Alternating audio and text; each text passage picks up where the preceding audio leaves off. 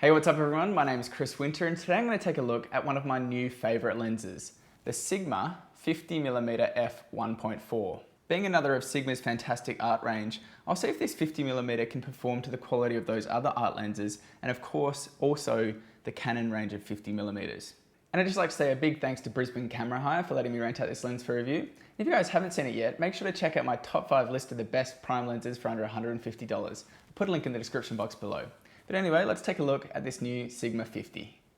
So to start off with, let's take a look at the build quality of this Sigma 50 1.4. So the first thing you'll notice is that this lens is big, especially compared to other 50mm primes. Now even compared to this beast of a lens, the Canon 50mm f1.2, the Sigma 50mm f1.4 towers over it. But you know what? That's not exactly a bad thing, especially in a pro environment. On the front here, we've got an incredibly smooth focus ring, which is about twice the width of the Canon focus rings, which is great for manual focus. On the back, we've got a nice metallic mount, and we've also got a nice focus distance window here on the front.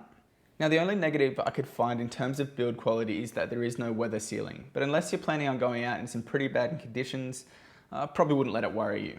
So overall, the build quality on this Sigma 50 1.4 is one of the best I've seen out of any lens. So with 9 aperture blades and a wide f1.4 aperture, this Sigma 50 can produce some really lovely bokeh. As you can see, it's easy to get a very shallow depth of field with this lens, even on a crop sensitive body like my Canon 70D. One of the best things is that I was able to shoot at f1.4 and still have some really sharp shots, which is very rare. So overall, the bokeh is very nice with this Sigma. Let's talk quickly about macro. So the Sigma has a minimum focus distance of around about 40 centimeters, which is actually a little bit closer than its competitors, and it's noticeable. You can get a little bit closer for some somewhat macro shots. And sure, it's not a dedicated macro lens, but if you do want to dabble into the world of macro photography, this could be a great start. Another area where the Sigma 50 1.4 impressed me is its autofocus speed. So typically Sigma lenses were known to be a little bit slower in autofocus performance, but that all changed with these new art lenses. And the 50 1.4 is definitely following the trend.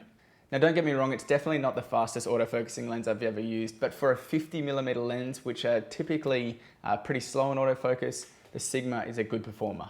So I've used quite a lot of Sigma lenses for video work. I've used the 30mm f1.4, the 18 to 35mm f1.8, and they've all worked really well in video autofocus. And the Sigma 50 1.4 also works pretty well. Now it is a little bit noisy when focusing during video, but it's pretty usable.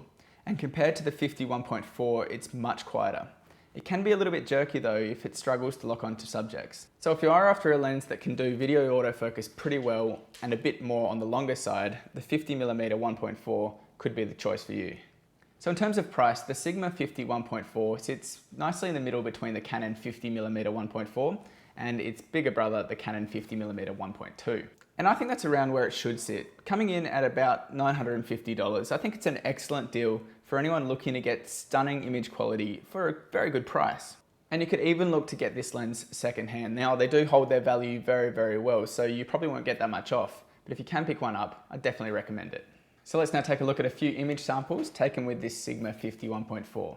So overall, I've been very impressed with the images of this lens. It's quite sharp, even at f1.4, which I said before, and that's pretty rare. Move it down to around about f2.8 and it's very sharp. So I shoot on a Canon 70D, which means this 50mm is equivalent to about 80mm, but I've still enjoyed this focal length. And one good thing is that on the Canon 70D, there's next to no vignetting. Chromatic aberrations are handled very well as well, which is nice to see. And again, the bokeh is just lovely. I really do think you'll be very impressed with the image quality.